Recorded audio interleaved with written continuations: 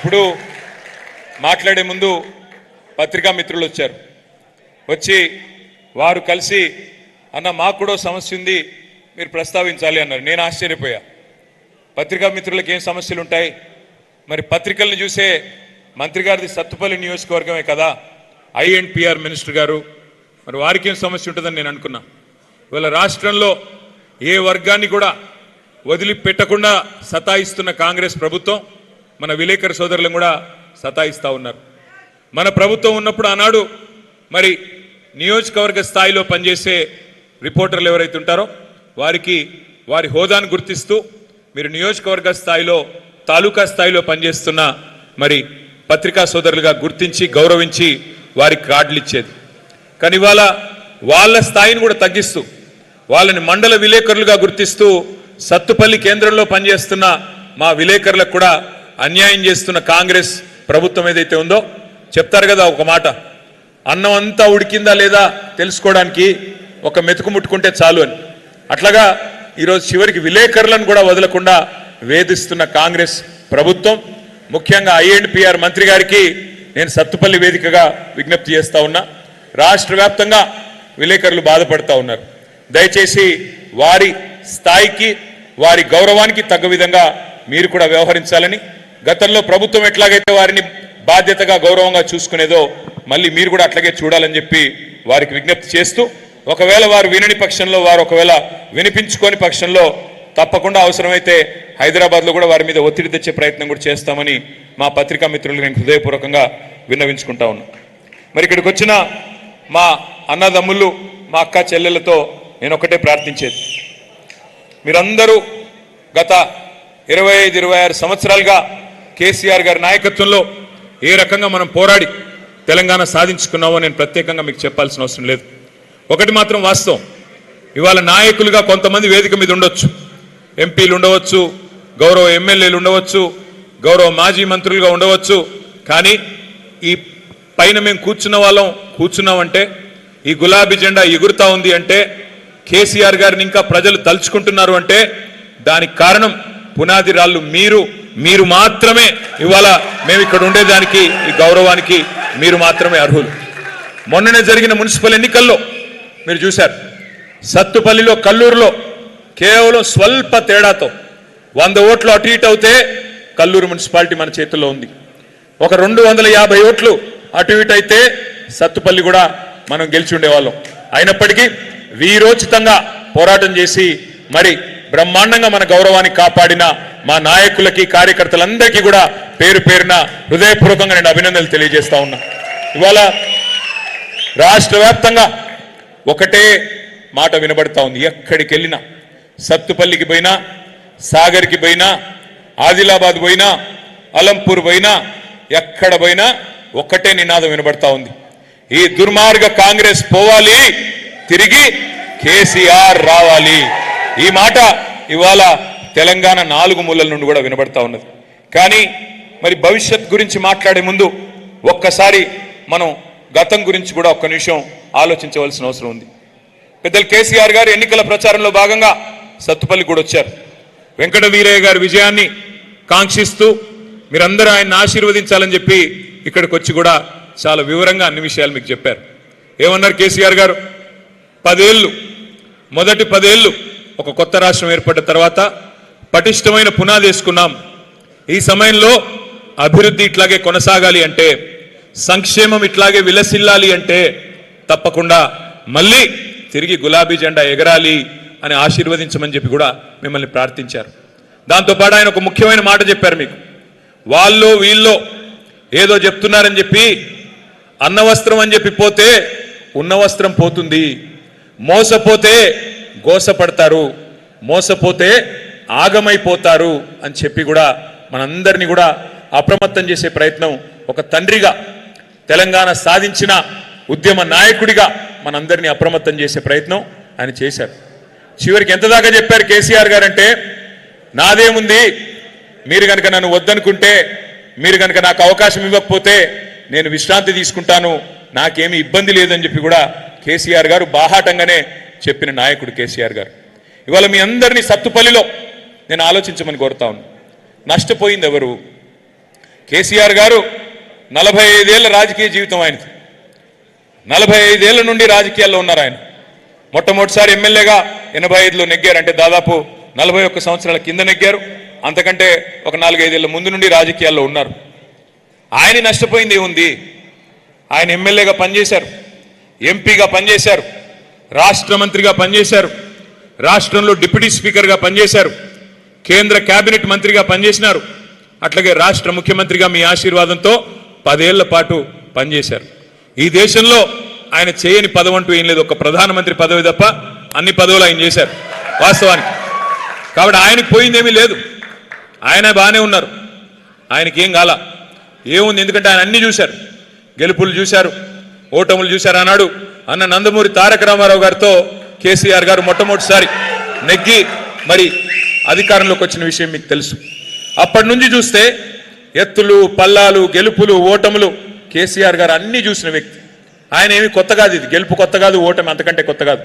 అందుకే ఎప్పుడు మేము వివరం కలిసిన నాయకులం కేసీఆర్ గారు ఒక్కటే చెప్తారు, మాకు గెలిస్తే పొంగిపోకూడదు, ఓడిపోతే కుంగిపోకూడదు, జీవితంలో ఇవన్నీ కామను, భయపడొద్దు అని చెప్తారు.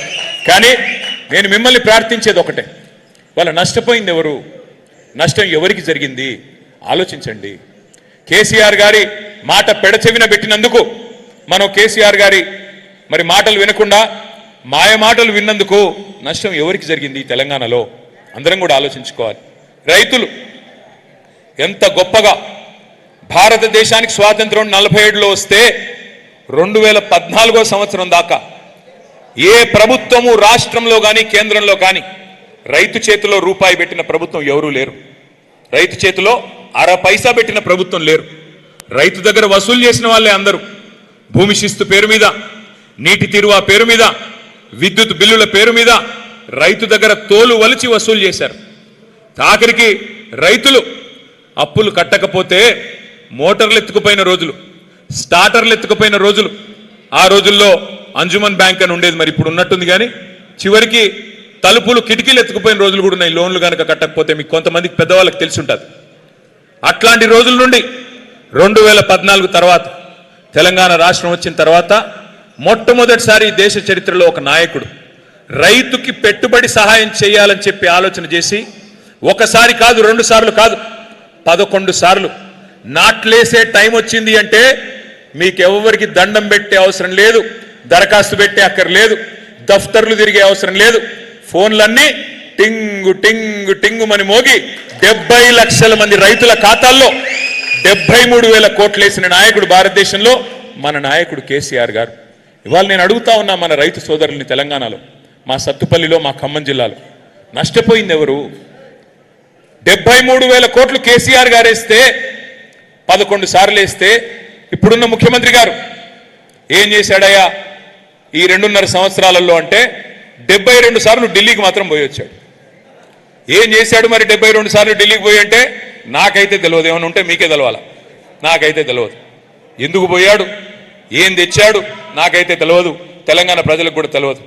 అట్లాగే నేను అడుగుతా ఉన్నా, కేసీఆర్ గారి ప్రభుత్వంలో ఇదే ఖమ్మం జిల్లాకి, ఇదే కొత్తగూడెం జిల్లాకి, ఉమ్మడి ఖమ్మం జిల్లాకి మొత్తం సస్యశ్యామలం కావాలి, గోదావరిలోని నీటిని ఒడిసి పట్టి బ్రహ్మాండంగా ఖమ్మం జిల్లా రూపురేఖలు మార్చాలి అనే ఒక ప్రయత్నం కేసీఆర్ గారు బలంగా చేశారు.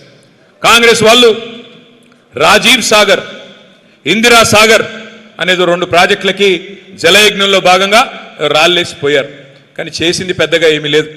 కానీ కేసీఆర్ గారు ఎవరో నాయకుల పేర్లు, తెలంగాణకు సంబంధం లేని వాళ్ళ పేర్లు ఎందుకని చెప్పి ఆలోచన చేసి మీ జిల్లా మొత్తం తెలంగాణకు ఆరాధ్య దైవమైన భద్రాద్రి సీతారామ స్వామి వారి పేరు మీద సీతారామ ప్రాజెక్ట్ అని పెట్టి మన జిల్లాకి 7 లక్షల ఎకరాలకి, కొత్తగా 4.5 లక్షల ఎకరాలకి కొత్త ఆయకట్టు స్థిరీకరించడానికి ఎన్ఎస్పి కింద ఉండే కాలువల కింద ఉండే వ్యవసాయాన్ని స్థిరీకరించడానికి 2.5 లక్షల ఎకరాలకి, మొత్తంగా 7 లక్షల ఎకరాలకి సాగునీరు అందించే ఒక బృహత్తరమైన యజ్ఞానికి శ్రీకారం చుట్టారు. అందులో మీ సత్తుపల్లిలో 90,000 ఎకరాలు స్థిరీకరణ, 40,000 ఎకరాలు కొత్త ఆయకట్టు, మొత్తం కలిపి 130,000 ఎకరాలు సీతారామ ప్రాజెక్టు పూర్తయితే మొట్టమొదటి అందుకునే నియోజకవర్గం మీ సత్తుపల్లి నియోజకవర్గం అనే మాట నేను మీకు విజ్ఞప్తి చేస్తా ఉన్నాను. 1 కాదు 2 కాదు, దాదాపు 10,000 కోట్ల రూపాయలతో ప్రారంభమైంది సీతారామ ప్రాజెక్టు. అందులో 8,000 కోట్ల రూపాయలు కేసీఆర్ గారి ప్రభుత్వమే ఖర్చు పెట్టింది. అంటే 80% నిధులు మనం ఆల్రెడీ ఖర్చు పెట్టాం. మరి 2.5 సంవత్సరాల్లో కాంగ్రెస్ ప్రభుత్వం వచ్చిన తర్వాత జిల్లా మొత్తం కాంగ్రెస్కే గెలుపు అందించిన తర్వాత వారు మనకేమిచ్చారు? ఇవాళ ఖమ్మం జిల్లా రైతులు ఆలోచన చేయాలి. జిల్లా నుండి 3 మంత్రులు ఉన్నారు. ఉప ముఖ్యమంత్రి గారు, వ్యవసాయ మంత్రి గారు, రెవెన్యూ మంత్రి గారు పవర్ఫుల్ పోర్ట్ఫోలియోలో ఉన్నారు. పవర్ అంతా ఖమ్మం జిల్లాలోనే ఉందట. కానీ మరి ఖమ్మం జిల్లా ప్రజలకు ఏం ఒరిగింది? ఖమ్మం జిల్లా రైతులకు ఏం జరిగింది? దయచేసి మీరు ఆలోచించమని చెప్పి నేను ప్రార్థిస్తా ఉన్నా. రుణమాఫీ అన్నారు, 2 లక్షల వరకు రుణం మాఫీ చేస్తామన్నారు. 2 లక్షలు ఎన్ని డైలాగులు కొట్టారు? 2 లక్షలు రుణమాఫీ అని చెప్పి గద్దెనెక్కిన కాంగ్రెస్ ప్రభుత్వం మరి డిసెంబర్ 2023లో బట్టి విక్రమార్క గారు మీటింగ్ పెట్టారు బ్యాంకర్లందరితో. పెట్టి ఏమన్నారు? 50,000 కోట్లు అవసరం పడుతుంది. ఏది 2 లక్షల రుణం మాఫీ చేయాలి అంటే 50,000 కోట్ల రూపాయలు అవసరం పడుతుందని చెప్పి బ్యాంకర్లు బట్టి గారికి చెప్పారు. బట్టి గారు సరే అన్నారు.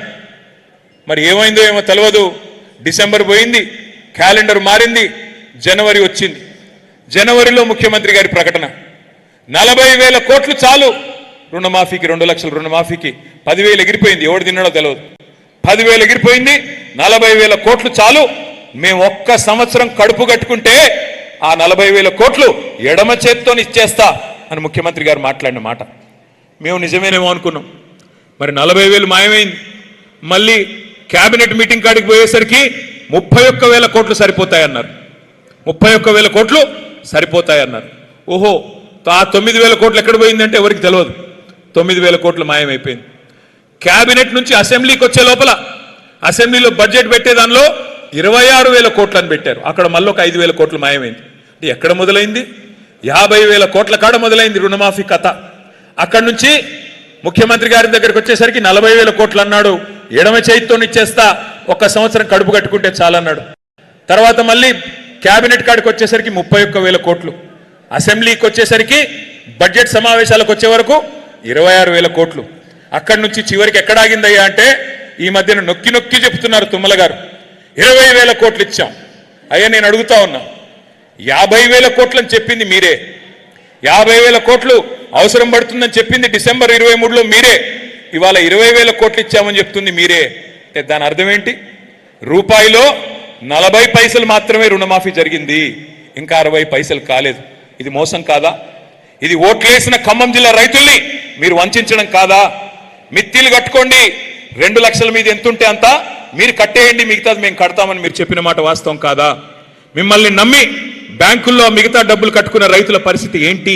ఇవాళ ఆలోచించమని చెప్పి ఖమ్మం జిల్లా రైతు బిడ్డలు నేను అడుగుతా ఉన్నా. అట్లాగే మీకు తెలుసు రైతు బంధు. అయ్యా కాంగ్రెస్ వస్తే రైతు బంధుకు రామ్ రామ్ చెప్తారు, రైతు బంధు ఉండదు, ఇవ్వరు అని కేసీఆర్ గారు చెప్తే రేవంత్ రెడ్డి గారు ఏమన్నారు ఆ రోజు? ఎవరయ్యా చెప్పింది మీకు? రైతు బంధు బంద్ చేసేందుకు మేమేమన్నా దివానగాళ్ళమా? మాకేమన్నా దిమాగ్ లేదా? గుర్తుందా డైలాగు? లేదా వీడియో వేయాలా? గుర్తుందా? మేమేమైనా దివానగాళ్ళమా? రైతు బంధు బంద్ చేసేందుకు మాకేమైనా దిమాక్ లేదా అన్నాడు రేవంత్ రెడ్డి. ఇంకా గుర్తుందా ఏమన్నాడో? ప్రతిపక్షంలో ఉన్నప్పుడు ఏం కేసీఆర్ గారు 2 పంటలకే ఇస్తావా రైతు బంధు, 3వ పంటకి ఇయ్యవా అని ఎకసెక్కాలు ఆడిండు ఆ రోజు. 3వ పంటకు కూడా రైతు బంధు ఇవ్వాలన్న మొనగాడు ఇవాళ ఎక్కడ పోయినాడు? మరి పార్లమెంట్ అప్పుడు ఒక్కసారి రైతు బంధు, పంచాయతీ అప్పుడు ఇంకోసారి, ఇప్పుడు 30 తారీఖున ఇస్తున్నారంటే మళ్ళీ ఏదో ఎలక్షన్ ఉంటేనే ఇస్తాడు తప్ప లేకపోతే ఇచ్చే కేసు కాదు. ఎన్నికలు ఉంటేనే మళ్ళీ రైతు బంధు, లేకపోతే ఇప్పటికి 3 సార్లు రైతు బంధు ఎగ్గొట్టిన దివానా ఎవరు? వినబట్ల 3 సార్లు రైతు బంధు ఎగ్గొట్టిన దిమాగ్ లేనోడు ఎవడు? మరి వాళ్ళు నేనేం బూతులు తిట్టట్లేదు స్వామి, ఆయన చెప్పిందే చెప్తున్నా. దివానాగాడు, దిమాగ్ లేనోడు అని ఆయన చెప్పిందానే ఉటంకిస్తున్నాను తప్ప మళ్ళీ లేకపోతే ఎవరో ఒకరు అంటారు ముఖ్యమంత్రి గారిని ఇట్లా అంటావా అట్లా అంటావా. ఈయన ఏం అనట్లేదు, ఆయన చెప్పిందే చెప్తున్నా. అట్లాగే నేను ఒకటి అడుగుతా ఉన్నా, మీరు ఆలోచించమని కోరుతా ఉన్నా. రుణమాఫీ మోసం, రైతు బంధు మోసం, బోనస్ అన్నారు. ప్రతి పంటకి బోనస్, వడ్లకి బోనస్, మక్కలకి బోనస్ 500, పత్తులకి బోనస్ 500, జొన్నలకి, కందులకి, శనగలకి, మిర్చికి అభయహస్తం మేనిఫెస్టోలో ఒక పేజీ పెట్టారు. ఇదిగో 2,700 ఇంత, 500 కూడితే 3,200 మొత్తం ఇచ్చేస్తాం, అని చెప్పి బోనస్ అని చెప్పి ఇవాళ వస్తుందా బోనస్? మొదలేమో వడ్లన్నిటికీ అన్నారు, తర్వాత లేదు లేదు సన్నాలు మాత్రమే అన్నారు. మొన్నటిదాకా 40 రకాలు సన్నాలు అన్నారు, ఇప్పుడేమంటున్నారు 7 రకాలకు మాత్రమే. నేను చెప్తా ఉన్నా, ఇలా గుర్తుపెట్టుకోండి, ఆ 7 కూడా రాబోయే రోజుల్లో ఉండదు, అది కూడా మాయం. ఎక్కడ మొదలైంది, ఎక్కడి దాకా వచ్చింది, ఇందులో మోసం ఏందో ఆలోచించుకోమని చెప్పి కోరుతా ఉన్నా. అట్లాగే ఇంకోటి చెప్పినారు, కొనుగోళ్లు అద్భుతంగా చేస్తామన్నారు. కొనుగోళ్లు కొంటున్నారా? ధాన్యం కొనే పరిస్థితి ఉందా? ఇవాళ ధాన్యం తీసుకొచ్చి 30 రోజులు, 40 రోజులు, 60 రోజులు అక్కడ అవస్థలు పడుతుంటే కూడా కనీసం సంచులు ఇచ్చే దిక్కు లేదు, గన్ని బ్యాగ్స్ ఇచ్చే దిక్కు లేదు. అక్కడ సంచులు ఇస్తున్నారా? సంచులు దొరుకుతున్నాయా? లేవు. ఎక్కడ పోయినాయి సంచులన్నీ? ఢిల్లీకి పోతున్నాయి, మూటలు మూటలు పోతున్నాయి ఢిల్లీకి. రాష్ట్రంలో రైతు బంధు లేదు, కానీ ఢిల్లీలో రాహుల్ బంధు మాత్రం బాగా జరుగుతున్నది. 72,000 కోట్లు ఇక్కడ కేసీఆర్ గారు రైతులకు ఇస్తే, 72,000 కోట్లు కేసీఆర్ గారు ఇస్తే 72 సార్లు ఢిల్లీకి పోయిన ముఖ్యమంత్రి గారు నిధులు తెచ్చింది లేదు, నిధులు ఇచ్చింది మాత్రం చాలా ఉంది. కప్పం కట్టాలి, సామంతరాజు కదా, ఢిల్లీ వాళ్ళకి గులాం కదా, సామంతుడు కదా. మరి సామంతుడు కాబట్టి అక్కడ కప్పం కట్టకపోతే ఉంటుందా? పోస్టు ఊడిపోతుంది. అందుకే నెల నెల పోవాలి, కప్పం కట్టుకోవాలి, రెన్యువల్ చేయించుకోవాలి, రావాలి. రెగ్యులర్ సీఎం కాదా ఆయన, రెన్యువల్ సీఎం. రెన్యువల్ చేయించుకుంటేనే ఆ పదవి ఉంటుంది తప్ప లేకపోతే ఉండదు. ఇది వాస్తవం. అందుకే నేను అనేది, ఇవాళ రైతులు అడుగుతా ఉన్నారు ఎక్కడ పోయిందంతా అని. సీతారామ విషయానికి వస్తే 2024 15 ఆగస్టు నాడు తుమ్మల గారు మంత్రులందరూ పోయి నెత్తిన నీళ్లు చల్లుకున్నారు. కేసీఆర్ గారు మొత్తం బ్రహ్మాండంగా మొత్తం పని పూర్తి చేస్తే వీళ్ళు వచ్చి నెత్తిన నీళ్లు చల్లుకున్నారు. సాధించింది ఏముంది, చేసింది ఏముంది నేను అడుగుతా ఉన్నా. ఒకటి మాత్రం పక్క, వీళ్ళ వల్ల సీతారామ కాదు, మళ్ళీ కేసీఆర్ గారు వచ్చి దాన్ని ప్రారంభిస్తారు. తప్పకుండా ఖమ్మం జిల్లాలో కేసీఆర్ గారే మళ్ళీ తరిగి మీకు నీళ్ళు ఇచ్చే బాధ్యత తీసుకుంటారనే మాట కూడా నేను విజ్ఞప్తి చేస్తా ఉన్నా. ఈ వర్గం ఆ వర్గం అని కాదు, మోసపోని ఏ వర్గము లేదు కాంగ్రెస్ చేతుల్లో. నేను ఇక్కడికి వస్తా ఉన్నా, మధ్యలో వీరన్న అంబేద్కర్ గారికి దండయ్యన్న అంటే అక్కడికి పోతే అక్కడ ఒక 10 మంది విద్యార్థులు వచ్చారు. అన్నా ఫీజు రీయింబర్స్మెంట్ రావట్లేదన్నా, అన్నా ఫీజు రీయింబర్స్మెంట్ రావట్లేదన్నా. ఒక్కసారి గుర్తు తెచ్చుకోండి వాళ్ళ మాటలు. ఏం మాటలు చెప్పారు విద్యార్థులకి? 10వ తరగతి పాస్ అయితే 10,000, 12వ తరగతి పాస్ అయితే 25,000, డిగ్రీ పాస్ అయితే 1,00,000, పోస్ట్ గ్రాడ్యుయేషన్ పూర్తి చేస్తే 5 లక్షలు. గుర్తుందా? ఎస్సీ ఎస్టీ విద్యార్థులందరికీ 10వ తరగతి పాస్ అయితే 10,000, 12వ తరగతి పాస్ అయితే 25,000. నోటికొచ్చిన బొంకుడు, ఇష్టం వచ్చిన మాటలు చెప్పారు. 5 లక్షల విద్యా భరోసా కార్డు ఇస్తాం, విద్యార్థులకు ఒక విద్యా భరోసా కార్డు ఇస్తామన్నారు. ఏమైంది మరి ఈరోజు? 10,000 కోట్ల ఫీజు రీయింబర్స్మెంట్ బకాయిలు ఇవాళ పేరెంట్సే చెల్లించాలి, తల్లిదండ్రులే చెల్లించాలి, ప్రభుత్వం చెల్లించకపోయినా బాధ్యత మీదే అనే పరిస్థితి ఇవాళ వచ్చింది. అంటే నష్టపోయింది ఎవరు? నష్టం జరిగింది ఎవరికి? దయచేసి ఆలోచించండి విద్యార్థులారా, విద్యార్థుల తల్లిదండ్రులారా ఆలోచించండి. ఇదే ఖమ్మం జిల్లాలో మోసపోయి 10వ తరగతికి ఇంత, 12వ తరగతికి ఇంత అంటూ వేలం పాట పాడినట్టు నోటికొచ్చినట్టు వాగ్దానాలు ఇస్తే వాటిని నమ్మిన పాపానికి ఇవాళ కాంగ్రెస్ చేస్తున్నదేంటో దయచేసి ఆలోచించమని చెప్పి నేను కోరుతా ఉన్నా. నిరుద్యోగులకు చెప్పాడు రేవంత్ రెడ్డి, మీకు ఉద్యోగం వచ్చేదాకా నేను మీతో ఉంటా, 1-2 ఉద్యోగాలు మీరు ఊడగొట్టండి, కేసీఆర్ ఉద్యోగం కేటీఆర్ ఉద్యోగం తీసేయండి, 2 లక్షల ఉద్యోగాలు ఇస్తా మొదటి సంవత్సరం అని చెప్పాడు. ఇచ్చాడా? 2 లక్షల ఉద్యోగాలు వచ్చినాయా రాలేదా? 2 లక్షలు కాదు, అందులో కనీసం 10వ వంతు కూడా రాలా. ఈ రోజుకి ఈ ప్రభుత్వం వచ్చినాక, కాంగ్రెస్ ప్రభుత్వం వచ్చినాక ఇచ్చిన ఉద్యోగాలు ఇవాళ కేవలం 10,000 కంటే తక్కువ. కానీ మందికి పుట్టిన బిడ్డలు మా బిడ్డలు అని చెప్పుకుంటున్నాడు రేవంత్ రెడ్డి. కేసీఆర్ గారి ప్రభుత్వంలో ఇచ్చిన ఉద్యోగాలకు, ఉద్యోగ నియామకాలకు ఈయన కాగితాలు ఇచ్చి పప్పంతా ఉడికిన తర్వాత ఉప్పు మాత్రం ఈనేసి నాదే మొత్తం అంటున్నాడు. పర్వాలేదు, నువ్వు చెప్పిందే నిజం అనుకుందాం. కానీ రేవంత్ రెడ్డి గారు, మరి మీరు చెప్పిందే నిజమైతే ఎందుకు నిరుద్యోగులు ఇవాళ రోడ్ల మీద పోరాటాలు చేస్తున్నారు? ఎందుకు దిల్సుఖ్ నగర్లో, అశోక్ నగర్లో ఇవాళ ఆందోళనలతో అట్టుడికి పోతున్నాయి? సమాధానం చెప్పమని చెప్పి నేను కోరుతా ఉన్నా. 4,000 నిరుద్యోగ భృతి ఇస్తా అన్నావు రేవంత్ రెడ్డి గారు. ఒక్కొక్క విద్యార్థికి, ఒక్కొక్క తమ్ముడికి, చెల్లికి 4,000 ఇస్తా అన్నావు నెలకి. మరి 30 నెలలు అయిపోయింది, 1,20,000 ఎక్కడా అని నిరుద్యోగులు అడిగితే ఏమంటాడు రేవంత్ రెడ్డి గారు? మీ లాగులో తొండలు వదులుతా, మీ గుడ్లు బీకి గోటీలు ఆడతా, మీ పేగులు తీసి మెడలేసుకుంటా. 2.5 ఏళ్లలో బూతులు, ఎగవేతలు, కూల్చివేతలు తప్ప మీరు చేసింది ఏంటి అని నేను అడుగుతా ఉన్నా. ఇంకొక వర్గం మా ఆడబిడ్డలు ఉన్నారు ఇక్కడ. ఏం చెప్పారు రేవంత్ రెడ్డి గారి ప్రభుత్వం పార్టీ ఆనాడు? అత్తకి 4,000, కోడలికి 2,500, నెలకి 2,500 ఇస్తా అన్నాడా లేదా? వచ్చేసినాయి అందరికీ. ఇక మా బట్టి విక్రమార్క గారు అయితే కమల్ హాసన్ ని మించిన యాక్టింగ్ చేశాడు. ఆయన కమల్ హాసన్ గారిని మరిపించాడు. కమల్ హాసన్ సరిపోడు, ఇంకా పెద్ద యాక్టర్లు ఎవరు సరిపోరు. ఎంత యాక్టింగ్ అబ్బాబ్బాబ్బా! గుర్తుందా? మధిరలో కార్డులు పట్టుకొని, ఈ కార్డులు భద్రంగా పెట్టుకోండి, 100 రోజులు గట్టిగా పెట్టుకోండి, గట్టిగా దాచుకోండి గూట్లో. 101వ రోజు మా కాంగ్రెస్ కార్యకర్తలు వస్తారు.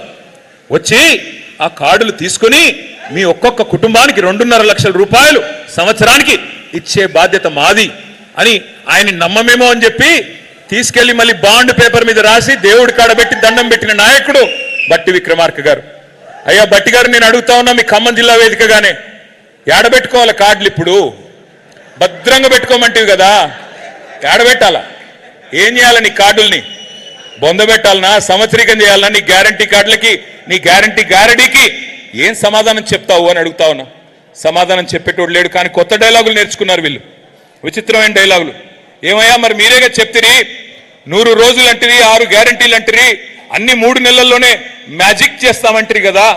13 హామీలు, 6 గ్యారంటీలు, 13 డిక్లరేషన్లు, 420 హామీలు, శాతభారతం అంత రాశారు కదా. ఏది నాయనా మరి 3 నెలల్లో హామీలు అంటే?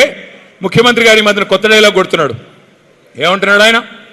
ఎంత కండలు తిరిగిన పెహల్వాన్ అయినా 3 నెలల్లో పిల్లలు పుట్టిస్తాడా? మనకు తెలియదా? 3 నెలల్లో పిల్లలు పుడతారో పుట్టరో మనకు తెలియదా? అది ముఖ్యమంత్రి గారు చెప్పాలనా? ఒక ముఖ్యమంత్రిగా ఎట్లాంటి వాళ్ళని చూసాం మనం?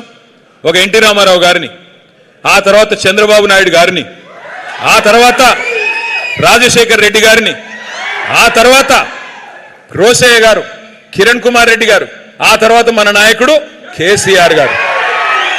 ఇట్లాంటి గౌరవప్రదమైన వ్యక్తులను చూసి ఇవాళ ఒక ముఖ్యమంత్రి 3 నెలల్లోనే పిల్లలు పుడతారా అని అడిగితే ఏమనాలా? ఏం చెప్పాలా? ఎవడు చెప్పమన్నాడు నిన్ను? 3 నెలల్లోనే పొడి చేస్తా, 3 నెలల్లోనే రైతుకు రైతు భరోసా వేస్తా, 3 నెలల్లోనే నవంబర్లో తీసుకుంటే 2,000, డిసెంబర్లో తీసుకుంటే 4,000 అని మాట్లాడిన సన్నాసెవడు? మా తమ్ముళ్ళందరికీ 4,000 ఇస్తానని చెప్పి మోసం చేసిన దుర్మార్గుడు ఎవడు? నేను అడుగుతా ఉన్నా ఈరోజు. మరి నేను అడుగుతా ఉన్నా ముఖ్యమంత్రి గారు, 3 నెలల్లోనే పిల్లలు పుట్టరని మాకు తెలుసు, కానీ 30 నెలల్లో పుట్టకపోతే నిన్నేమనాలా? 30 నెలల్లో అయితే పుట్టాలి కదా. మరి 30 నెలల్లో పుట్టకపోతే ఏం పిలవాలా నిన్ను? మళ్ళీ ఏమన్నంటే ఈయనేదో అన్నాడని మళ్ళీ ఒక కేసు పెట్టుకో. కేసులు ఏం కాదు, ఎన్ని పెట్టుకుంటావో పెట్టుకో, నాకేం భయం లేదు. నేను ఒకటే అడుగుతా ఉన్నా. వెనకటికి ఎవడో మొహం బాగాలేక అద్దంబలు కొట్టుకున్నాడంట. మొహం బాగాలేదు అడిది. ఏమయ్యా మొహం ఇట్లా ఉందంటే పోయి అద్దంబలు కొట్టాడంట. అట్లా ఉంది రేవంత్ రెడ్డి గారి ప్రభుత్వం. ఏమయ్యా మరి నీకు చేత కావట్లేదు పరిపాలన, రైతు బంధు అయ్యవు, చివరికి యూరియా అయ్యవు కదా, రైతు బంధు వదిలి యూరియా ఇచ్చే తెలివి లేదు నీకు. ఇప్పుడు కొత్తగా మా వీరన్న చెప్తున్నాడు, ఇప్పుడే ఏదో యాప్ పెట్టాడంట. యాప్ ఆడ షాపులో ఉండే కదా యాప్లో ఇచ్చేది. షాపులో ఉండాలి నా ముందు, అప్పుడే కదా యాప్లో నొక్కితే వచ్చేది. ఆడ షాపులోనే దిక్కు లేదు.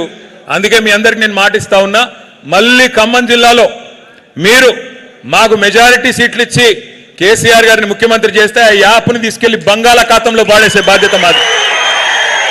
మళ్ళీ షరా మామూలుగా ఇదివరకు ఎట్లయితే కేసీఆర్ గారి టైంలో ఉండేదో, ఒక ఆటో అన్నకి ఫోన్ కొడితే మీ పొలం కాడికి వచ్చి మళ్ళీ యూరియా ఇచ్చిపోయే రోజులు మళ్ళీ తెచ్చే బాధ్యత మాది. దానికి మోడీ పేరు చెప్పి ఇంకోటి పేరు చెప్పి తప్పించుకునే ప్రయత్నం మేము చేయం. ఆ రోజు కేసీఆర్ గారు ఉన్నప్పుడు ఇదే మోడీ ఉండే కదా.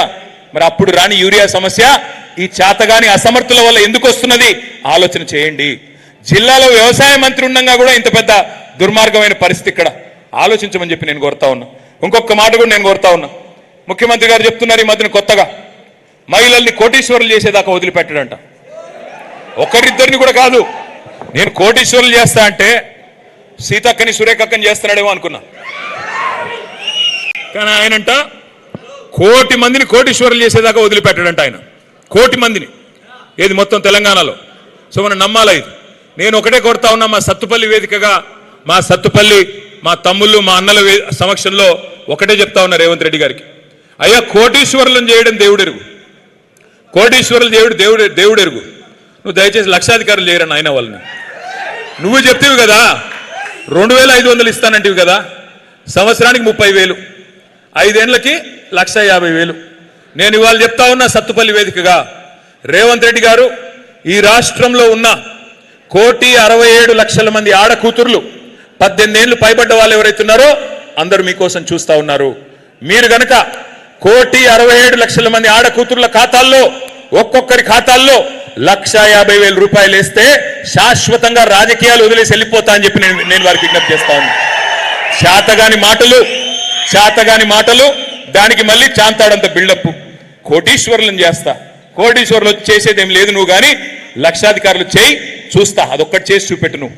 ఇది కూడా చేత కాదు, కానీ మాటలు మాత్రం బీభత్సమైన మాటలు, బీభత్సమైన డైలాగులు ఒక్కటే నేర్చుకున్నాడు ఆయన. ఏమంటున్నాడు, ఇక్కడేవో లంకె బిందెలు ఉంటాయనుకొని వచ్చిన నేను, ఇక్కడ లంకె బిందెలు లేవు, నేనేం చేయాలా, కేసీఆర్ గారు అప్పుల పాలు చేసిపోయాడు, నేనేం చేయాలా అని సన్నాయి నొక్కులు నొక్కుతున్నారు మీ ఖమ్మం జిల్లా మంత్రులు. నేను ఒక్క మాట అడుగుతా, దయచేసి ఆలోచించమని కోరుతా ఉన్నా. ఖమ్మం జిల్లాలో, ఉమ్మడి ఖమ్మం జిల్లాలో, ప్రస్తుత ఖమ్మం మరియు కొత్తగూడెం జిల్లాలో కేసీఆర్ గారు రాకముందు ఎన్ని మెడికల్ కాలేజీలు ఉండేది? ప్రభుత్వ మెడికల్ కాలేజీలు 0. మీరు 65-70 ఏళ్ళు కాంగ్రెస్కి గుద్ది వాళ్ళకు ఫుల్గా ఓట్లేసినా ఒక్కటంటే ఒక్క మెడికల్ కాలేజ్ కూడా లేనే లేదు. ఏం చేశారు మరి కేసీఆర్ గారు? మీరు నిజమే, ఒక్క నిమిషం అనుకుందాం, వాళ్ళు చెప్పే పచ్చి అబద్ధాలు, అప్పుల పేరిట చెప్పేది ప్రతిదీ అబద్ధమే. కేసీఆర్ ప్రభుత్వం చేసిన అప్పు కేవలం 2,80,000 కోట్లు, అది కూడా 10 ఏళ్లలో, అంటే సంవత్సరానికి 28,000 కోట్ల అప్పు. ఈయన గారేమో 4 లక్షల కోట్ల అప్పు చేసిండు ఇప్పటికే 2.5 ఏళ్లలో. సరే, దాని సంగతి తర్వాత చెప్తా. 2,80,000 కోట్ల అప్పు కేసీఆర్ గారు చేశారు. ఈయనేమంటున్నాడు, కాదు 8 లక్షల కోట్లను ఒకడంటాడు, 6 లక్షల కోట్లు ఒకడంటాడు, 7 లక్షలను ఒకడంటాడు. నోటికి ఎంత వస్తే అంత, ఎవరికి ఎంత తోస్తే అంత. సరే, నువ్వు చెప్పింది నిజమే అనుకుందాం, ఒక్క నిమిషానికి నువ్వు చెప్పింది నిజమే అనుకుందాం. నేను అడుగుతా ఉన్నా రేవంత్ రెడ్డి గారిని, ఏం జరిగింది మరి? కేసీఆర్ గారు అప్పు చేశారు, ఓకే అనుకుందాం. ఏం చేసిండు కేసీఆర్? అప్పు చేసి ఏం చేసిండు కేసీఆర్ అంటే 73,000 కోట్ల రూపాయలు 70 లక్షల రైతుల ఖాతాల్లో వేసిన మగాడు మనగాడు కేసీఆర్. కేసీఆర్ అప్పు చేస్తే 2 సార్లు లక్ష రుణం మాఫీ చేశాడు, 29,000 కోట్లు దానికి ఖర్చు పెట్టాడు. అంటే ఇందాక సోదరులు ఎవరో ఒకరు మాట్లాడుతున్నారు, దాదాపు సుమారు 80,000 కోట్ల, 80,000 కాదు, 102,000 కోట్లు కేసీఆర్ గారు నేరుగా రైతుల ఖాతాల్లో వేసి చూపెట్టాడు అప్పు చేస్తే కేసీఆర్ ఏం చేసిండు? సీతారామ ప్రాజెక్టు కట్టిండు, మరి బ్రహ్మాండంగా 80% పూర్తి చేసి వడ్డిచ్చిన విస్తరలాగా నీ చేతుల్లో పెట్టిండు. సీతారామకి 8,000 కోట్లు ఖర్చు పెట్టిండు. కాళేశ్వరం ప్రాజెక్టు కట్టిండు కేసీఆర్, కట్టి 1,00,000 కోట్లు ఖర్చు పెట్టి 40 లక్షల ఎకరాలు ఇవాళ సాగులోకి తెచ్చిండు కేసీఆర్. అప్పు చేసిండు కేసీఆర్. ఎస్, పాలమూరు రంగారెడ్డి ఎత్తిపోతల పథకం కట్టి దాన్ని కూడా 90% పూర్తి చేసి దాదాపు 30,000 కోట్లు దాని మీద ఖర్చు పెట్టిండు కేసీఆర్. మీరు అధ్వానంగా చీకట్లో మమ్మల్ని వదిలిపెట్టిపోతే, కరెంటు ఇవ్వకుండా సతాయిస్తే మా రైతన్నల్ని కేసీఆర్ గారు వచ్చిన తర్వాతనే కదా భారతదేశం మొత్తంలో మొట్టమొదటిసారిగా 24 గంటలు ఉచిత విద్యుత్ రైతులకు ఇచ్చిన మగాడు మనగాడు కేసీఆర్ కాదా? దానికోసం 150,000 కోట్లు ఖర్చు పెట్టాడు కేసీఆర్. కొత్త పవర్ స్టేషన్లు, కొత్త ట్రాన్స్ఫార్మర్లు, కొత్త సబ్ స్టేషన్లు, లైన్లు, అట్లాగే కొత్త విద్యుత్ ఉత్పత్తి కేంద్రాలు, ఇవన్నీ కట్టింది కేసీఆర్ ప్రభుత్వం కాదా? 7,700 మెగావాట్లు విద్యుత్ సామర్థ్యం ఉంటే ఉత్పత్తి సామర్థ్యం 24,000 మెగావాట్లకు తీసుకెళ్లింది కేసీఆర్ నాయకత్వం కాదా? 24 గంటలు కరెంట్ ఇచ్చిన మాట వాస్తవం కాదా? ఇవన్నిటికీ కేసీఆర్ ఖర్చు పెట్టాడు. దాంతో పాటు కేసీఆర్ అప్పు చేసిండు నిజమే, 1000 గురుకుల పాఠశాలలు పెట్టిండు. ఎస్సీ, ఎస్టీ, బీసీ, మైనారిటీ పిల్లలకి 6.5 లక్షల మందికి మరి సంవత్సరానికి 1,20,000 రూపాయలు వాళ్ళ మీద ఖర్చు పెట్టి, నెలకు 10,000 రూపాయలు ఖర్చు పెట్టి ప్రపంచంతో పోటీపడే పౌరులుగా తయారు చేసిండు కేసీఆర్. అవును, కేసీఆర్ అప్పు చేసిండు. ఏం చేసిండు? 200 రూపాయల పెన్షన్ 10 రెట్లు పెంచి 2,000 రూపాయలు చేసి మరి ఆసరాగా నిలబడ్డాడు పేదింటి ఆడబిడ్డలకి, పేదింటి పెద్ద మనుషులకి. అవును, కేసీఆర్ అప్పు చేసిండు. 14 లక్షల మంది ఆడ కూతుర్లకి కళ్యాణ లక్ష్మి పేరుతో, షాదీ ముబారక్ పేరుతో ఒక మేనమామలాగా 1,00,000 రూపాయలు ఇచ్చి లగ్గం చేసిండు కేసీఆర్. అవును, కేసీఆర్ అప్పు చేసిండు. కేసీఆర్ కిట్లిచ్చి ఆడకూతురు పుడితే 13,000, మగపిల్లోడు పుడితే 12,000. ఎవరన్నా ఇచ్చారా దేశంలో? ఇవన్నీ చేసిండు కేసీఆర్. నేను రేవంత్ రెడ్డిని అడుగుతా ఉన్నా, అయ్యా మరి కేసీఆర్ అప్పు చేస్తే ఇన్ని పనులు చేశాడు, ఇంకా చెప్పమంటే ఇంకో గంట చెప్తా. దయచేసి నువ్వేం చేసావో చెప్పు. 4 లక్షల కోట్లు అప్పు చేసి 2.5 ఏళ్లలో నువ్వు చేసిందేంది, సాధించిందేంది, తెలంగాణకి వండి వారించిందేంది చెప్పమని కోరుతా ఉంది. ఒక్క పని ఏదన్నా ఫలానా పని గొప్ప పని చేశాడు రేవంత్ రెడ్డి గారు అని చెప్పుకునే పరిస్థితి ఉందా? చేశాడు గొప్ప పని. ఖమ్మంలో ఏం చేశాడు? వెలుగుమట్లలో పేదవారి ఇండ్లన్నీ నేలమట్టం చేశాడు. 1000 ఇండ్లు. ఎందుకు? వాళ్ళ రియల్ ఎస్టేట్ వ్యాపారాలకు అడ్డం వస్తున్నారని. పొంగులేటి శ్రీనివాసరెడ్డి గారి రియల్ ఎస్టేట్ వ్యాపారం, తుమ్మల నాగేశ్వరరావు గారి రియల్ ఎస్టేట్ వ్యాపారం, వాటికి అడ్డం వస్తున్నారని పక్కన ఉన్న అందవిహీనమైన కాలనీ అంటారు, పక్కన ఉన్న విల్లాస్కి అడ్డం వస్తుందని చెప్పి పేదవాళ్ళ కడుపు మీద తన్నారు కాంగ్రెస్ నాయకులు. అవును, అభివృద్ధి జరుగుతూ ఉంది బ్రహ్మాండంగా. రెవెన్యూ, రాష్ట్ర రెవెన్యూ పడిపోతోంది. కానీ రెవెన్యూ మంత్రి గారి అక్రమ సంపాదన మాత్రం 100,000 కోట్లు పెరిగిపోతానే ఉన్నది. అవును, అభివృద్ధి జరుగుతోంది. మీ బుగ్గపాడులో ఫుడ్ పార్కులో ఏం జరుగుతూ ఉంది? మట్టి ఎత్తుకొని పోతున్నారు. మట్టి మాత్రమే కాదు, ఇవాళ నేను అడుగుతా ఉన్నా, అక్కడ మార్కెట్ విలువ 60 లక్షలు ఉంటే ఎకరానికి 21 లక్షలకు ఎకరం రాసి ఇవ్వవలసిన అవసరం ఏమొచ్చింది? 70 ఎకరాలు. ఎవరికి రాసిచ్చారు? ఎందుకు రాసిచ్చారు? అదే కంపెనీ పక్కన మార్కెట్లో 60 లక్షల ఎకరం ఉంటుంది పక్కకే, కానీ ఇక్కడికి వచ్చేసరికి 21 లక్షల ఎకరాలు. ఎవరి కోసం? మీకు టీఎస్ఐఐసి వాళ్ళు చెప్పారు, ఇండస్ట్రియల్ ఇన్ఫ్రాస్ట్రక్చర్ కార్పొరేషన్ 40 లక్షలకు తక్కువ ఇవ్వకూడదని. మార్కెట్ వాల్యూ 60 లక్షలు, 40 లక్షలేమో మరి టీఎస్ఐఐసి వాల్యూ. ఏది కాదని 21 లక్షల రూపాయలకి ఎకరం ఎందుకు ఇవ్వాల్సి వచ్చింది? 21 లక్షలు ఒకటే కాదు, మట్టి సీతారామ ప్రాజెక్ట్ నుండి 100 కోట్ల మట్టి దోపిడీ చేస్తున్న మంత్రి ఎవరు తెలవదా మీకు? మీ గౌరవ వ్యవసాయ మంత్రి గారు, ఆయనే ఉన్నారు దాని వెనకాల. ఇది జరుగుతూ ఉంది ఇవాళ రాష్ట్రంలో. ఏం జరుగుతూ ఉందంటే, పొంగులేటి గారికి మాత్రం 1000 కోట్ల కాంట్రాక్టులు, ఇక్కడ బుగ్గపాడులో దోపిడీ, అక్కడ వెలుగుమట్లలో ఇల్లు నేలమట్టం, రైతుకు రైతు బంధు రాదు, యూరియా దొరకదు, కొనేటోడు లేడు, దేనికి మళ్ళీ ఏమి జరగదు, పెన్షన్లు పెరగవు, ఏది ఒరగదు. కానీ మళ్ళీ అభయహస్తం గాడిది గుడ్డు, అది మాత్రం చెప్పాలి.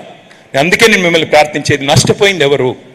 కేసీఆర్ గారా లేక ఖమ్మం జిల్లాలోని పేద ప్రజల? ఆలోచించండి. నేను ఇక చివరిగా ఒక్క మాట మీకు చెప్పేది, ఇవాళ రాష్ట్రంలో మోసపోని వర్గం లేదు. బీసీలకి 1,00,000 కోట్లు అన్నారు, మోసం. 5 ఏళ్లలో ప్రతి బడ్జెట్లో 20,000 కోట్లు పెడతాం. బీసీలని, ఎస్సీలని, ఎస్టీలని కాంట్రాక్టర్లు చేస్తాం. బీసీలకి 42% వాటా ప్రభుత్వ కాంట్రాక్టులలో, ఎస్సీ ఎస్టీలకు 32% వాటా అన్నారు. మరి ఇవాళ పొంగులేటి శ్రీనివాసరెడ్డికి తప్ప ఎవరికన్నా వస్తున్నాయా కాంట్రాక్టులు? దయచేసి మీరు ఆలోచించండి. ఆయన మాత్రం 1000 కోట్లు వెనకేసుకోవచ్చు, కానీ ఇవాళ ఎస్సీ ఎస్టీ బీసీలకు ఇచ్చిన మాట మాత్రం ఎక్కడా చెల్లుబాటు కాదు. అందుకే మరి మీ మనసు నిండా ఉంది. నేను చూస్తా ఉన్నా సత్తుపల్లిలో దిగిన కాడికి వెళ్ళి ఇప్పటిదాకా మనసు నిండా ఉంది. ఏముంది? కేసీఆర్ గారు తిరిగి ముఖ్యమంత్రి కావాలి అనే కమిట్మెంట్ ఉందా? పక్కానా? వీరయ్య గారు మళ్ళీ తిరిగి గెలవాలా వద్దా? గెలవాలంటే కొద్దిగా గట్టిగా సౌండ్ పెంచాలా? కేసీఆర్ గారు తిరిగి ముఖ్యమంత్రి కావాలా వద్దా? కేసీఆర్ గారు తిరిగి వస్తేనే మళ్ళీ ఖమ్మం జిల్లాకు న్యాయం జరిగేది. అందుకే మరి గెలవాలి అంటే ఊరికే డైలాగులతోనో ఊరికే ఉపన్యాసాలతోనే కాదు. అందుకే ఈ కార్యక్రమం ఇవాళ పెట్టుకున్నాం. వీరయ్య గారు ప్రత్యేకంగా పిలిచారు, అన్న మీరు రావాలి, వచ్చి మా వాళ్ళకి కొంత దిశానిర్దేశం చేయాలి. మరి 294 బూతులు ఉన్నాయి సత్తుపల్లి నియోజకవర్గంలో, మరి కొంత మాకు గైడెన్స్ ఇవ్వాలని అడిగారు. అందుకే 2 కార్యక్రమాలు ముఖ్యమైన కార్యక్రమాల గురించి మీకు చెప్పడానికి ఇక్కడి దాకా వచ్చాను. ఒకటి, ఎస్ఐఆర్ అనే కార్యక్రమం రేపు ఉదయం నుంచి ప్రారంభం కాబోతా ఉంది. ఎస్ఐఆర్ అంటే ఏంటో ఒక్క నిమిషం మీకు చెప్పే ప్రయత్నం నేను చేస్తా. ఒక్కసారి దయచేసి అందరూ అది తీసేయమనండి. మీరు వదిలి వాళ్ళు తీసుకుంటారు, మీరు ఆగండి. ఎస్ఐఆర్ ఒక్కసారి దీన్ని చూడాలని చెప్పి నేను కోరుతా ఉన్నాను.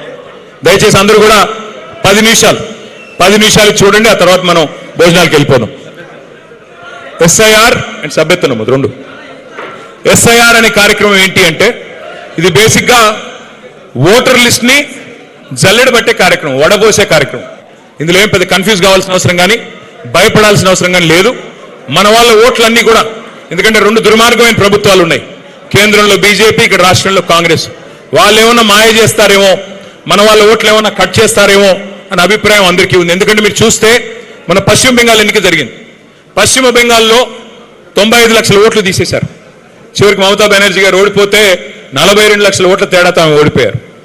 బీహార్లో 65 లక్షల ఓట్లు తీస్తే అక్కడ అందరూ అనుకున్నారు లాలూ ప్రసాద్ గారి పార్టీ గెలుస్తుందని. కానీ ఆ పార్టీ ఓడిపోయింది. అక్కడ మళ్ళీ బీజేపీ వాళ్ళు గెలిచారు. అంటే ఇక్కడ ఏదో జరుగుతూ ఉంది. మరి ఏమన్నా దుర్మార్గం చేసే ప్రయత్నం చేస్తారా? తెలంగాణలో కూడా అట్లాగే ఏమైనా చేసే ఆలోచనలో ఉన్నారా? అందుకే అప్రమత్తంగా ఉండడానికే, మీరందరూ కూడా హుషారుగా ఉండడానికే ఈ మరి ప్రజెంటేషన్ దయచేసి 5 నిమిషాలు ధాన్యంగా చూడండి. ఇక్కడ వచ్చిన వాళ్ళల్లో ఒక్కసారి ఎస్ఐఆర్ బూత్ లెవెల్ ఏజెంట్లు చేయలేపాలి. 294 మంది ఎస్ఐఆర్ బూత్ లెవెల్ ఏజెంట్లు. మీ అందరికీ ఆ పుస్తకాలు ఇచ్చారా? ఒకసారి ఆ పుస్తకాలు చూపెట్టండి. అందరూ చూపెట్టండి పుస్తకాలు ఒక్కసారి. అందరికి వచ్చినాయా రాలేదా?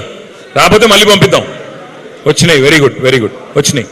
మరి ఏం చేయండి అంటే అందరు ఇంటికి వెళ్ళాక ఆ పుస్తకాన్ని తీసుకెళ్ళి అట్లా అట్లా పారేసి మళ్ళీ బయటికి వెళ్ళిపోండి. పుస్తకం తెరిచి చదవకండి. ఓకే? చదువుతారా? చదవరా? దండం పెడతా చదవండి. అందులో ముఖ్యమైన విషయాలు ఉన్నాయి. ముఖ్యంగా ఎస్ఐఆర్ కార్యక్రమానికి సంబంధించి అతి కీలకమైన అంశాలు ఉన్నాయి. దయచేసి గుర్తుపెట్టుకోండి. Next slide. అసలు ఎస్ఐఆర్ అంటే ఏంటి? ఎస్ఐఆర్ అంటే చాలా సింపుల్ ప్రాసెస్. మనకి ఎస్ఐఆర్ అనేది మొదటిసారి జరగట్లేదు. భారతదేశంలో ఇదివరకు ఒక 13 సార్లు జరిగింది. ఈసారి జరిగేది 14వ. రేపు ఉదయం నుంచి ప్రారంభం కాబోతా ఉంది. ఏం జరుగుతుంది ఎస్ఐఆర్లో అంటే, చివరిసారి మనకి ఎస్ఐఆర్ అనేది జరిగింది ఉమ్మడి ఆంధ్రప్రదేశ్లో 2002వ సంవత్సరంలో జరిగింది. మరి ఆ రోజు సత్తుపల్లి నియోజకవర్గం ఉండేది, కానీ భిన్నమైన సత్తుపల్లి ఉండేది. ఆ రోజు జనరల్ ఉండేది అప్పట్లో. ఆ సత్తుపల్లి వేరు, ఇప్పుడున్న సత్తుపల్లి వేరు. కానీ ఇప్పుడు ఏం చేస్తారు? ముందు మన బూత్ లెవెల్ ఏజెంట్లుగానేమో మీరున్నారు పార్టీ తరఫున, అట్లాగే బూత్ లెవెల్ ఆఫీసర్గా గవర్నమెంట్ తరఫున, ఎన్నికల కమిషన్ తరఫున అంగన్వాడీ టీచర్లు కానీ ఇంకోరు కానీ వాళ్ళు ఉంటారు. సో వాళ్ళు ఏం చేస్తారంటే, ముందు ఈ పార్టీకే చేసి ఉండాలా, ఓటర్ లిస్ట్ ముందు పెట్టుకొని, ఆ బూత్లో 1000 ఓట్లు ఉంటాయి. ఆ 1000 ఓట్లు ముందు పెట్టుకొని, చివరిసారి ఎస్ఐఆర్ జరిగింది 2002వ సంవత్సరంలో. ఆ 2002 voter list, latest voter list 2025, రెండు పక్క పక్కన పెట్టుకుని రెండు పోల్చుకుంటారు. పోల్చుకొని ఏం చేస్తారు? 2002లో లేని పేర్లు ఏమన్నా 2025లో ఉంటే వీళ్ళు ఎవరు అని ఐడెంటిఫికేషన్ చేస్తారు. అంటే ఉదాహరణకి ఇప్పుడు వీరయ్య గారు ఉన్నారు. వీరయ్య గారికి 2002లో వీరయ్య గారి పిల్లలకి ఓటు హక్కు లేదు అనుకోండి ఆ రోజు. ఇప్పుడు 2025లో ఓటు హక్కు వచ్చింది. మరి కొత్తగా కనబడుతున్న పిల్లలు ఎవరు? ఆ పిల్లల్ని వీరయ్య గారికి లింక్ చేయాలి, మ్యాపింగ్ చేయాలి, ఫ్యామిలీ మ్యాపింగ్ చేయాలి. చేయాలంటే ఒక చిన్న ఫామ్ నింపాలి. ఇప్పుడు మీ పిల్లలు ఉన్నారు. ఫర్ ఎగ్జాంపుల్ మీకు కొత్త కోడలు పిల్ల వచ్చింది. 2002లో మీ కొడుకు పెళ్ళి అవ్వలేదు. 25 కాడికి మీ కొడుకు పెళ్ళయింది, కోడలు ఇంటికి వచ్చింది. మరి కోడలు ఓటు ఇక్కడ రాస్తాం కదా, 25లో ఓటు ఉంది. ఎవరు ఈ అమ్మాయి అంటే, ఈ అమ్మాయి మా కొడుకు భార్య అని చెప్పి మీరు ఒక ఫామ్ నింపి కుటుంబ పెద్దగా సంతకం పెట్టి మీరు ఇచ్చినట్టయితే ఆ ఫ్యామిలీ మ్యాపింగ్ పూర్తిగా కంప్లీట్ అవుతుంది. నెక్స్ట్, ఇది పెద్ద కన్ఫ్యూజ్ అయ్యేది ఏమీ లేదు. ఆఫీసర్లు మీరు రోజుకి మీరు తిరిగేది 50 ఓట్లు మాత్రమే, చూసేది 50 ఓట్లు మాత్రమే. అంటే రోజుకి ఒక 10 నుంచి 15 ఇండ్లు, అంతకంటే ఎక్కువే ఉండదు. మొత్తం 1000 ఓట్లు బూత్లో 30 రోజుల్లో కవర్ చేయాలి. 1000 ఓట్లు అంటే 300 నుంచి 350 ఇండ్లు ఉంటాయి. మరి నెల రోజులు కవర్ చేయాలంటే రోజుకి 10 నుంచి 15 ఇండ్లు కవర్ చేయాలి. ఆ 10-15 ఇండ్లలో మనం ఏం చేయాలంటే మనం ఒకసారి ఇది ఓవరాల్గా చూస్తే ఇది ఇంపార్టెంట్ డేట్. ఇది ఒకటి చూడండి. రేపటి నుంచి స్టార్ట్ అవుతుంది ఎస్ఐఆర్. 24 జూలై అంటే సరిగ్గా నెల రోజులు జరుగుతుంది. ఇంటింటికి వచ్చే కార్యక్రమం నెల రోజులు జరుగుతుంది.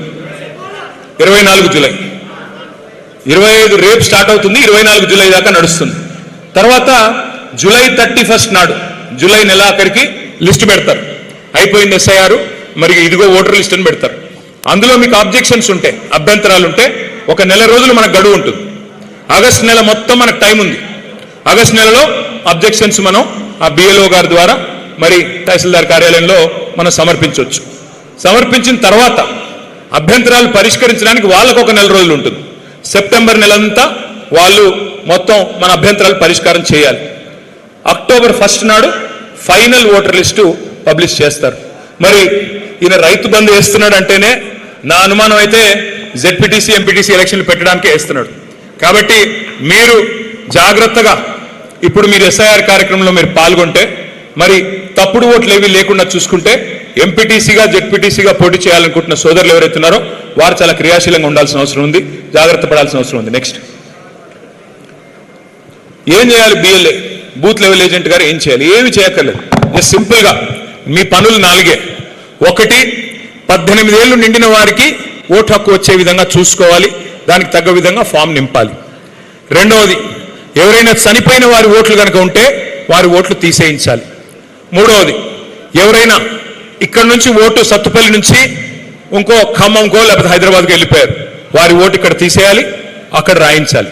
ఇక్కడ తీసేయాలంటే చెప్తాను సార్, అది కూడా చెప్తాను. అయితే ఇక్కడ మూడోది ఏంటంటే, ఇక్కడ నుంచి ఎవరైనా ఉదాహరణకు మీ కూతురు పెళ్ళయింది, అమ్మాయి ఓటు ఇక్కడ తీసేయాలి, వాళ్ళ అత్తగారింట్లో రాయించాలి.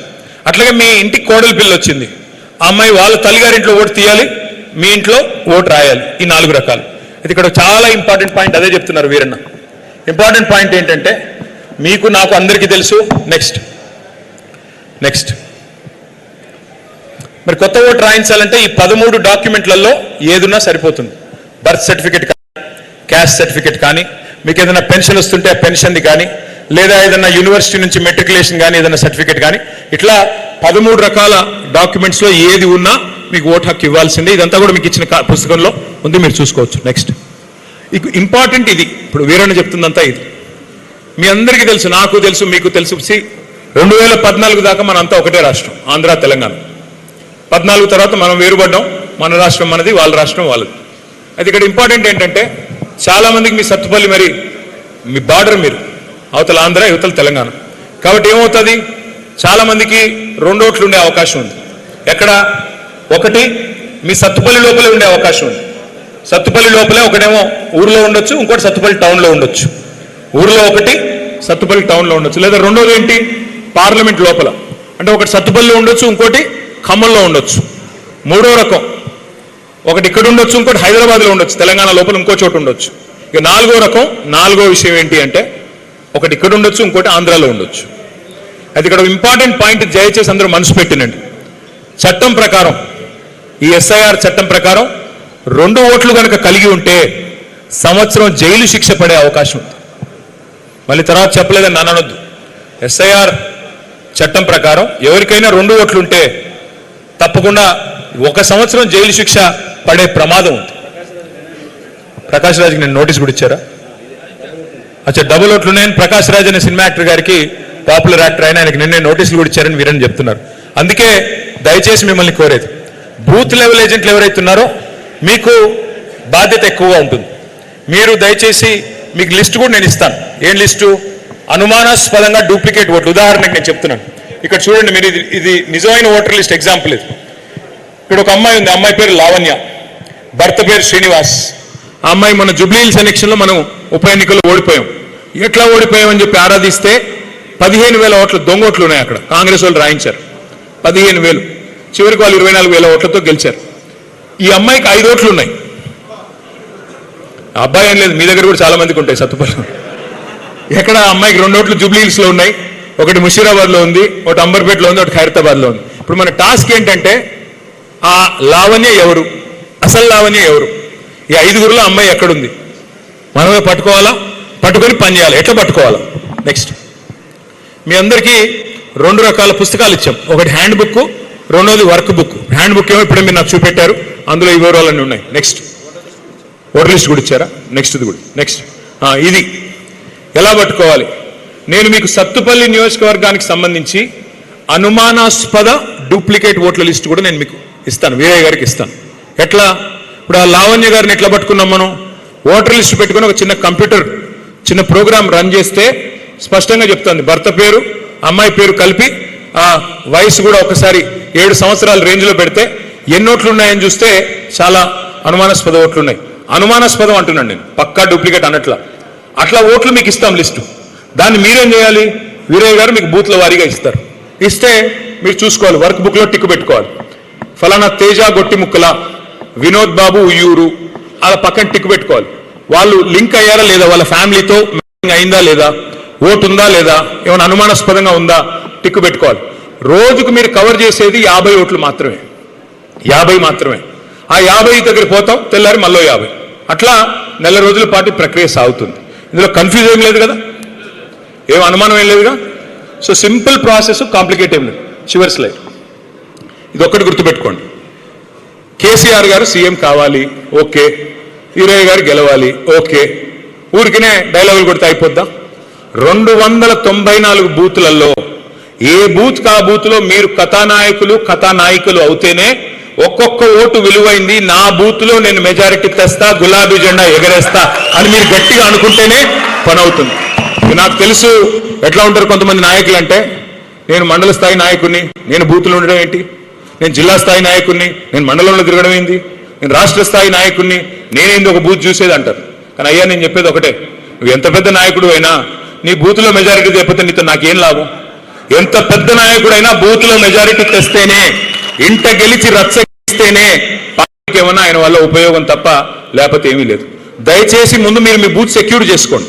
మీ బూత్లో మెజారిటీ వచ్చే విధంగా మెంబర్షిప్ కానీ అట్లాగే SIR కానీ జాగ్రత్తగా చేయండి. ఒక్క నిమిషం మీకు మెంబర్షిప్ కార్యక్రమం గురించి కూడా ఒక్కసారి మీకు చూపెట్టాలి. ఆ స్లైడ్స్ పెట్టండి అమ్మా. ఇది కొత్త డిజిటల్ యాప్ మనం లాంచ్ చేసాం. ఇవాళ రేపు అన్ని యాప్లోనే చేసే ప్రయత్నం చేస్తున్నారు. సినిమా టికెట్లు కూడా యాప్లో కొంటున్నారు. అందుకే ఏమనుకున్నామంటే పుస్తకాలు అంటే యూరియా యాప్ వద్దు కానీ ఇది మాత్రం కావాలి. అది కూడా చెప్తున్నాం ముందు, యూరియా యాప్ వద్దు, అది చండాలం. కానీ ఈ యాప్ ఎందుకు ఇంపార్టెంట్ అంటే మనకి చక్కగా డేటా మొత్తం ఏది మన మెంబర్ల డేటా ఫోన్ నంబర్తో సహా బ్రహ్మాండంగా మనకు అందుబాటులో ఉంటుంది. రేపు ఏమైనా మెసేజ్ పంపాలన్నా మీరు మాకేమైనా చెప్పాలన్నా సులువుగా ఉంటుందని చెప్పి ఇది పెట్టాం. అయితే ఇందులో నెక్స్ట్ స్లైడ్, ఇందులో కేవలం 6-7 స్టెప్స్ ఉంటాయి. అందులో మెంబర్షిప్ అయిపోతుంది. ఉదాహరణకి తమ్ముడు రాకేష్ రెడ్డి ఉన్నాడు. రాకేష్ రెడ్డి సత్తుపల్లిలోని బూత్ నంబర్ 20లో ఓటర్ అనుకోండి. ఇప్పుడు ఆ బూత్ ఏజెంట్ ఎవరైతే మన వాళ్ళు ఉన్నారో, మెంబర్షిప్ ఇన్ఛార్జ్ ఎవరైతే ఉన్నారో వారు ఏం చేయాలి? రాకేష్ రెడ్డి గారి ఇంటికి పోతాం, మాట్లాడిన తర్వాత తమ్ముడు మీరు మా పార్టీలో చేరతారని అడుగుతాం. ఆయన సుముఖంగా ఉన్నాడు. సుముఖంగా ఉంటే ఏం చేస్తాం? వెంటనే ఆ యాప్లో రాకేష్ రెడ్డి అని టైప్ చేస్తాం. రాకేష్ రెడ్డి పేరు మీద ఊళ్ళో ఎంతమంది ఉన్నారో అన్ని పేర్లు వస్తాయి. మీరు మీ ఏ బూత్కి అయితే మీరు ఇన్ఛార్జ్గా ఉన్నారో ఆ బూత్ ఓటర్లు మాత్రమే మీకు కనబడతారు. పక్క బూత్ కనబడదు, యువతల పక్క బూత్ కనబడదు. అంటే బూత్ నెంబర్ 20 అంటే మీకు 20 వాళ్ళు మాత్రమే కనబడతారు. 21 కనబడదు, 19 కనబడదు. సో రాకేష్ రెడ్డి గారు ఒకవేళ 20వ బూత్లో ఓటర్ అనుకోండి, రాకేష్ రెడ్డి అని మీరు టైప్ చేయగానే ఆయన పేరు వస్తుంది. ఆయన పేరు మీద మీరు క్లిక్ చేయగానే ఒకవేళ 2-3 రాకేష్ రెడ్డిలు ఉంటే ఇంటి పేరు చూసుకుని ఎవరు కరెక్ట్ క్లిక్ చేయాలి. చేస్తే వెంటనే ఆయన మొత్తం వివరాలు యాప్లోకి వచ్చేస్తాయి. ఓటర్ ఐడి ఏంటి, ఆయన తండ్రి పేరు ఏంటి, అడ్రస్ ఏంటి అన్నీ ఎక్కుతాయి. ఎక్కగానే మీరేం చేయాలా? ఆయన ఫోన్ నెంబర్ అడగాల. అయ్యా మరి మీ ఫోన్ నెంబర్ చెప్పండి. ఫోన్ నెంబర్ చెప్తారు. చెప్పగానే వెంటనే ఆయనకు OTP పంపిస్తాం. OTP ఏంటో తెలుసా? ఏంటది? 1 టైం పాస్వర్డ్. సత్తుపల్లి ఫాస్ట్, నేను వేరే దగ్గర అడిగితే చెప్పలా. సో 1 టైం పాస్వర్డ్ ఎందుకు పెట్టాము? ఇది ఫోన్ నెంబర్ తప్పుగా కాకుండా కరెక్ట్గా ఉండాలి, వెరిఫికేషన్ కోసం పెట్టుకున్నాం. సో 1 టైం పాస్వర్డ్ వస్తుంది. ఆ పాస్వర్డ్ ఎంటర్ చేయగానే ఆ ఫోన్ నెంబర్ కూడా అప్డేట్ అవుతుంది. తర్వాత వెంటనే ఫోటో తీసుకోవాలి రాకేష్ రెడ్డి గారిది. వెంటనే అదే యాప్లో ఆయన మొహం మంచిగా నీట్గా వచ్చేటట్టు చూసుకొని ఫోటో తీసుకుంటాం. ఎందుకు చెప్తాను మీకు. ఫోటో అయిపోగానే అప్లోడ్ చేయాలి, మొత్తం మెంబర్షిప్ అయిపోతుంది. ఫోటో తీసుకోవడం ఎందుకు? నెక్స్ట్ ఫోటో తీసుకోవడం ఎందుకు అంటే బ్రహ్మాండమైన డిజిటల్ కార్డు, ఇట్లా అద్భుతమైన కార్డు మీ జేబులో గౌరవంగా పెట్టుకుని రేపటి రోజున గవర్నమెంట్ వచ్చాక మీరు ఏ గవర్నమెంట్ ఆఫీస్కి వెళ్ళినా కేసీఆర్ గారి తాలూకా మనిషి వచ్చాడు, జాగ్రత్త, చక్కగా బీఆర్ఎస్ హార్డ్కోర్ నాయకుడు, ఈయనకి పనులు చేసి పెట్టాలని గౌరవం సమాజంలో అందరూ ఇవ్వాలి, అధికారులు కూడా ఇవ్వాలనే ఉద్దేశంతో ఈ కార్డుని తయారు చేశాము. అది కూడా మీరు ఫోటో దిగితే ఆ కార్డు కూడా వెంటనే డిజిటల్గా మీ ఫోన్లోకి వస్తుంది. ఆ తర్వాత ఫిజికల్ కార్డు వీరయ్య గారు మీకు ఇస్తారు. చివరిగా నేను చెప్పేది ఒకటే, 10 ఏళ్ళు ప్రభుత్వాన్ని నడిపాం, ఒక తపస్సులాగా పనిచేశాం. రైతులు బాగుండాలి, రాష్ట్రంలో పేదలు బాగుండాలి, బలహీన వర్గాలు బాగుండాలని పథకాలు తీసుకొచ్చాం. కానీ ఒక చిన్న పొరపాటు జరిగింది. కార్యకర్తల విషయంలో చేయాల్సినంత చేయలేదు, అది వాస్తవం. నేను మీ అందరికీ మాటిస్తా ఉన్నా, 2028 డిసెంబర్లో మళ్ళీ అధికారంలోకి వచ్చిన తర్వాత మీ అందరి బాగోగులే లక్ష్యంగా నేను ప్రత్యేకమైన ఒక టాస్క్ కింద పెట్టుకుని నేను పనిచేస్తాను. మీ పదవులు కానీ మీకు సమాజంలో మీకు రావాల్సిన గౌరవం కానీ దాన్ని కాపాడే బాధ్యత వ్యక్తిగతంగా నేను తీసుకుంటాను. పెద్దలు కేసీఆర్ గారితో మాట్లాడి గతంలో జరిగిన చిన్న పొరపాట్లు ఏవి జరగకుండా నేను చూసుకుంటాను. దయచేసి మీరందరూ కూడా కార్యోన్ముఖులై SIR కానీ మెంబర్షిప్ కానీ వీరయ్య గారి నాయకత్వంలో అద్భుతంగా చేస్తారు అని ఆశిస్తూ, మరి ఒక 2 విషయాలు, ఒక్క మాట ఒక్క 2 విషయాలు ఒక్కసారి చివరిగా ముగించే ముందు ఒకసారి రేవంత్ రెడ్డి గారిని చూసి ముగిద్దాం, ఓకేనా? రేవంత్ రెడ్డి గారు ప్రతిపక్షంలో ఉన్నప్పుడు ఏం చెప్పారు వరి ధాన్యం కొనుగోలు గురించి, ఆ వీడియో ఒక్కసారి చూడండి మీరు. నేను అడుగుతున్నా, నరేంద్ర మోడీ ఒట్టు కొనేది ఉంటే నువ్వేమైనా బ్రోకర్ గారివి దళారి పని చేస్తావా? రాష్ట్ర ప్రభుత్వం దగ్గర డబ్బులు లేవా? 2.5 లక్షల కోట్ల రూపాయల బడ్జెట్ ఉన్నప్పుడు రైతుల దగ్గర కొనాల్సింది నువ్వు. ఇక్కడున్న పేదలు, ఇక్కడున్న రైతులు, ఇక్కడున్న యువకులు, ఇక్కడున్న మహిళలు, ఇక్కడున్న దళితులు, గిరిజనులు, బలహీన వర్గాల బిడ్డలు నీకు ఓటేసి నిన్ను ముఖ్యమంత్రిని చేస్తే నువ్వు కొనకుండా మోడీ కొనాలి, బోడిగాడు కొనాలి అని మోకాలకు బోడిగుండుకు లింకు పెట్టి మాట్లాడుతుంది రాష్ట్ర ముఖ్యమంత్రి. నువ్వు ఒట్లు కొననప్పుడు నీకు గద్దె మీద ఉండే అధికారం లేదు కేసీఆర్. నేను ఈ వేదిక మీద నుంచి మా పెద్దల అనుమతితో చెప్తున్నా, 10,000 కోట్ల రూపాయలు మాకి మా కాంగ్రెస్ పార్టీ చివరి కింద వరకు వరి ధాన్యం కొంటుంది, విదేశాలకు ఎగుమతి చేసి రైతులకు గిట్టుబాటు ధర, మంచి ధర 1960 రూపాయలే కాదు 500 రూపాయల అదనపు బోనస్. ఛత్తీస్గఢ్ లో ఎక్కడైతే మా భూపేష్ బఘేల్ ముఖ్యమంత్రి ఇస్తుండో 500 రూపాయల అదనంగా బోనస్ ఇస్తాం. ఒక్క నిమిషం, ఇది విన్నారు కదా, నీ దగ్గర 2.5 లక్షల కోట్ల బడ్జెట్ పెట్టుకొని మోడీ చెప్తే కొనేది ఏంది అన్నాడు. మరి వాళ్ళు ఏం చేస్తున్నాడు? రేవంత్ రెడ్డి గారు మన కేబినెట్ లో నిర్ణయం తీసుకున్నారు, మోడీ ఎంత కొనమంటే నేను అంతే కొంటా, మోడీ 40 లక్షల క్వింటాల్ అంటే అంతే కొంటా. అంటే మీరు ఉదాహరణకి రేపు ఎకరానికి 30 క్వింటాలు పండించారనుకో, కోటా మాత్రం ఏముంటుంది రేపు వచ్చే ఖరీఫ్ నుంచి చూస్తారు మీరు, మీ బ్యాగులు ఓన్లీ నేను 10 బ్యాగులు కొంటా, మిగతాది నేను కొనను అని చేతులు ఎత్తేయబోతోంది ప్రభుత్వం. సో అప్పుడు ప్రతిపక్షంలో మాట్లాడింది మీరు విన్నారు, ముఖ్యమంత్రి గారిని పట్టుకొని బ్రోకర్ అన్న మాటలు కూడా మీరు విన్నారు. 10,000 కోట్లు మాకు ఇవ్వండి, బోనస్ తో సహా నేను చెల్లిస్తాను డైలాగులు మరి ఉత్తర కుమార ప్రగల్భాలు మీరు చూశారు. ఇప్పుడు ఈ మధ్య కాలంలో వ్యవసాయ మంత్రి గారు రేవంత్ రెడ్డి గారు మాట్లాడిన మాటలు వినండి.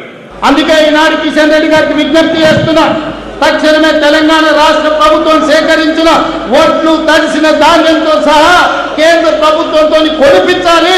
మా మొక్కలు, మా జొన్నలు, మా పొద్దుతిరుగుడు ఇత్తనాలు కేంద్ర ప్రభుత్వం కొనుగోలు చేయాల్సిందే. ఆ బాధ్యత కిషన్ రెడ్డి గారు తీసుకోవాల్సిందే. తడిసినవైనా మిగతావైనా మొక్కలైనా ఈ ఇత్తనాలు కొనాలన్నా లేకపోతే ఈ ధాన్యం కొనాలన్నా కేంద్ర ప్రభుత్వం ముందుకు రావాలి. పంటల కొనుగోలు కూడా ఇంకా ముఖ్యంగా చెప్పినట్టుగా కేంద్ర ప్రభుత్వం యొక్క విధి విధానాలకు అనుగుణంగానే తెలంగాణ రాష్ట్రంలో కూడా భవిష్యత్తు పంటల కొనుగోలు ఉంటాయి. కేంద్ర ప్రభుత్వం యొక్క విధి విధానాలకు అనుగుణంగానే తెలంగాణ రాష్ట్రంలో కూడా భవిష్యత్తు పంటల కొనుగోలు ఉంటాయి. ఒకప్పుడేమో మోడీ ఎవడు ఆయన చెప్తే నువ్వు కొనేది ఏంది, నువ్వేమన్నా బ్రోకర్వా, ఇది డైలాగ్. ఇప్పుడేంటి, కేంద్ర ప్రభుత్వ విధి విధానాలకు అనుగుణంగానే మా నిర్ణయం ఉంటుంది, ఆయన ఎంత కొనమంటే నేను అంతే కొంట. మొత్తానికైతే చేతులు ఎత్తారు, గుడ్లు తేలేశారు, ఇంకా వాళ్ళని కాటికి పంపడం ఒకటే మిగిలింది. జై తెలంగాణ.